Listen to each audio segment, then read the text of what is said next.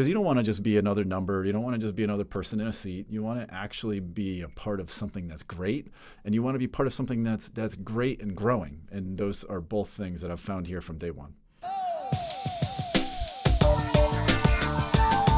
Welcome back to the DraftKings Life podcast. I'm Rebecca, a senior recruitment marketing specialist. And I'm Max, a talent acquisition specialist. And on today's episode, we're talking all about the world of finance. Joining us is Jeff, a vice president of internal audit, and he'll tell us all about his career journey, his team, and what makes working here so exciting.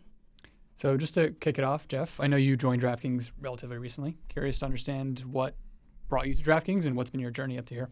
Sure. Thanks, Becca. Max, really excited to be here, and honestly really excited to be part of DraftKings. I joined the company back in August of last year. Came in with about 20 years of audit experience, actually all the way back to working for Deloitte, which is a public accounting firm, and then worked for a couple of different other big public companies in internal audit, and have been looking to bring all of that great experience here, where honestly we've been a very inexperienced audit function within the finance group here, and looking to do some really great things and really trying to grow our team and all of the work that we do to make sure that we protect DraftKings in the best way we can.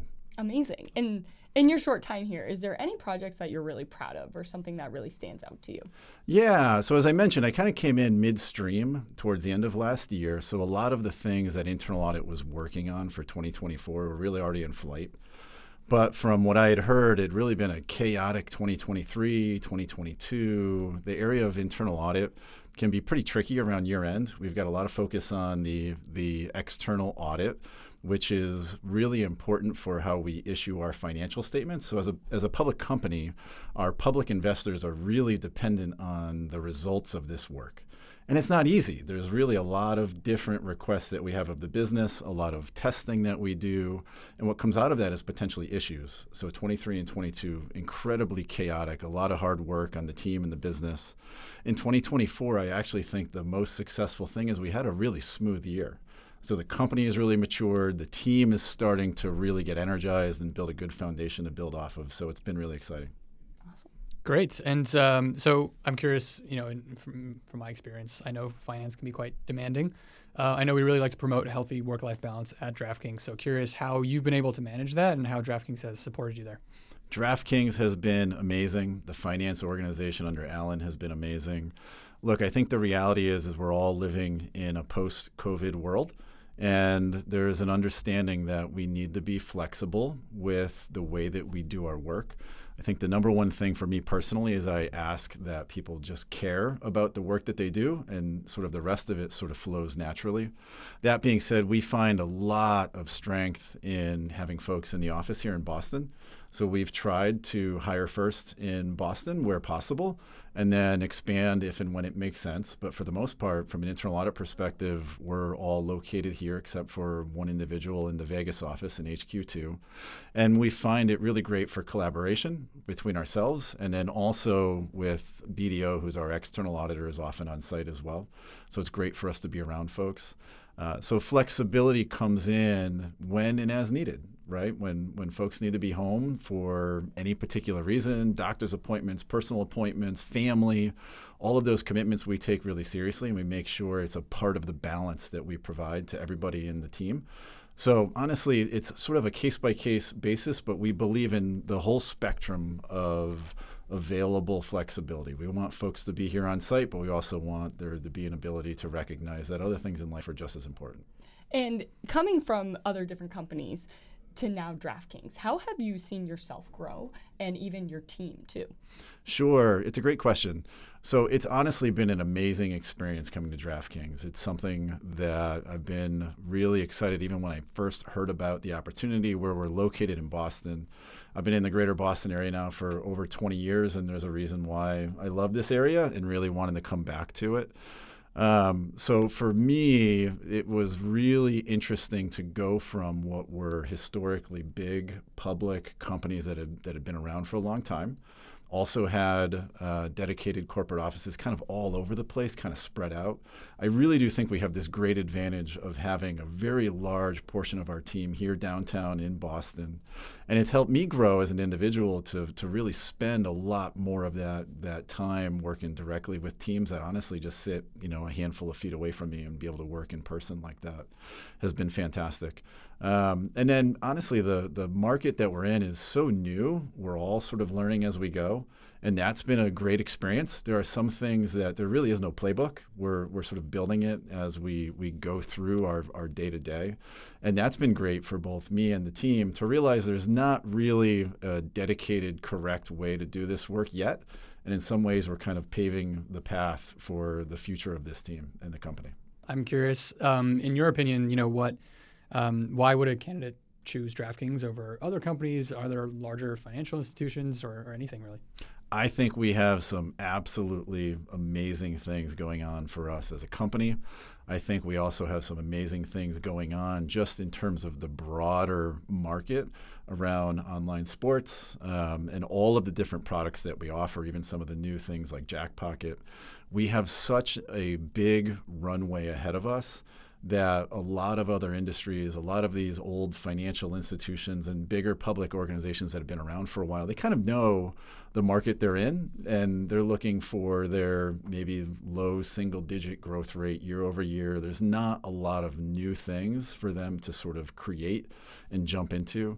For us, it's sort of the world is our oyster. We are still in a little over half the states in the country as it relates to online sports betting, and continuing to grow. I don't think you see that. I don't think we always appreciate what an advantage that really is, to say that we have all of these other areas of the country that still can have DraftKings grow into their market.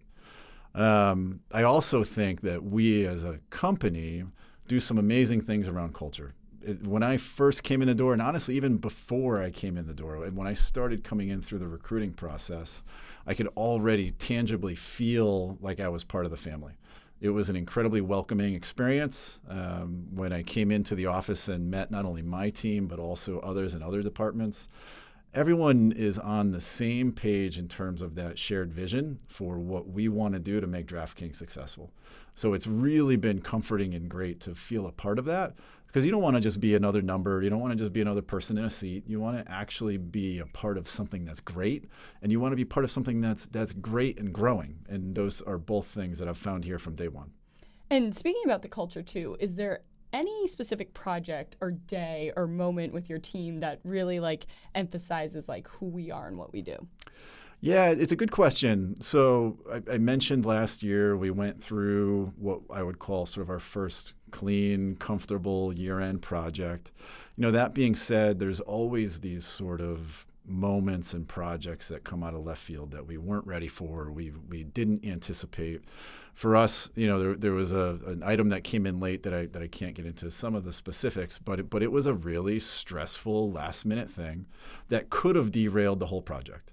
And what was amazing is that it involved multiple teams across the organization. It involved folks from multiple levels, all the way up to some of our ELT, our executive team.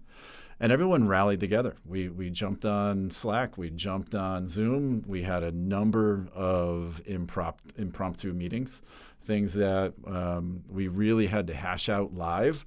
And it went from an incredibly stressful situation to one that, honestly, we were able to really pick apart and get to a reasonable answer and keep the rails on the car. So it was a really initially stressful situation, but I think that culture of belonging and coming together really shone through. And the people, too. And the people. Good people and determined, motivated. Like you said, people just want the best out of their work. And when you get everyone together to do that, it's like, all right, strap in. We're getting this done. 100% agree. It's great to hear, because I tell that to my candidates when I speak with them over the phone. So it's great to hear from another perspective that you feel the same way, for sure. So I guess that I'm curious. I want to look more in the future. So the future of DraftKings, the future of the industry. How would you describe the future of DraftKings looks like? Yeah, I touched a little bit of it. I think it goes back to that large opportunity we have, that large growth curve that in some ways I honestly think we're still in the beginning stages of. I think it's a tremendous opportunity and something we really need to make sure that we're at the top of the list with our competitors to take advantage of that market. I think that we need to make sure that we take that good people, that culture, that belonging, and use it to put us at the top of our competitors for that market as well. And honestly, we're on our last question. Okay. So your team is hiring quite a bit this year. Yes.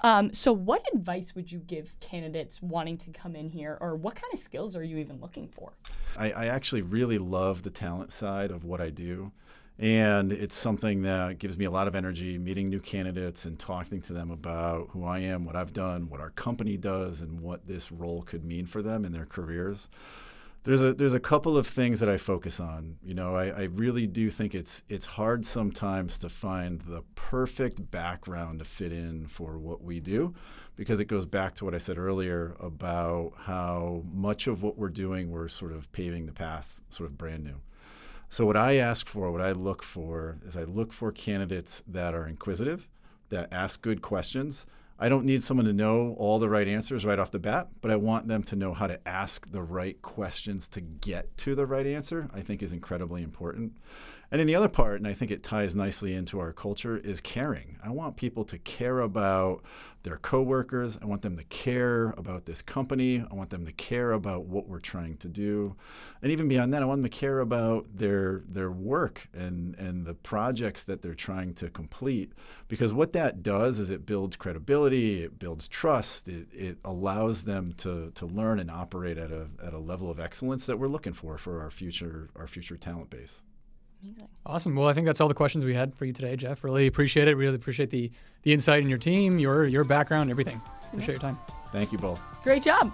And thank you for listening. Make sure to follow us on social media at DraftKings Life, except for LinkedIn, where we're simply DraftKings. This podcast is available on all major podcast platforms, Apple, Spotify, Google. We got you. Be sure to download, listen, and even throw us a 5-star rating. Thanks so much and have a great day.